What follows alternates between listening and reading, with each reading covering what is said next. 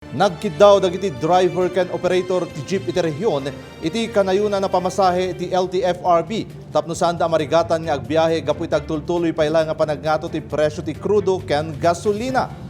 Kastamot lang ti kiddaw dagiti kompanya dagiti bus ken van iti syudad ti Baguio. Lupay kasna sa nakas kadagiti daduma transport sector sa anda mangipatumpal iti transport strike ngem kidi makitinulong da iti publiko tapno may paidalat na ti kasapulan ti kaadwan as serbisyo.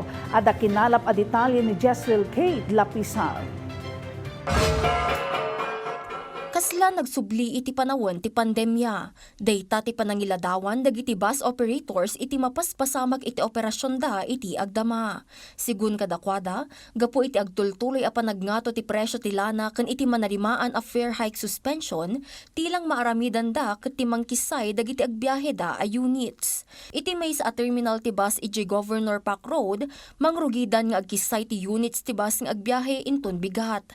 Sigun iti terminal master, manipod iti sigud a 115 a units ti bus nga agbiyahe iti Inaldaw, agbalin laengen nga 60 daytoy no sa dino sa 10 ti agbiyahe paturong iti Manila, bayat a 50 ti provincial buses.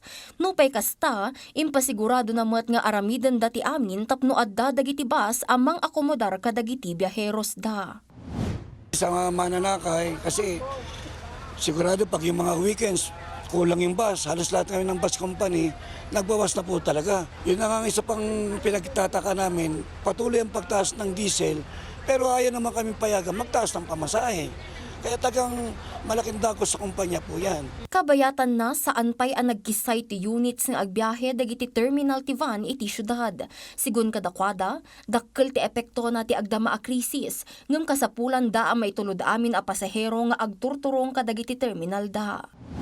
Sa amin lang is kung talagang yung isang driver is talagang hirap na siya kasi hindi naman kami basta pwedeng magtaas ng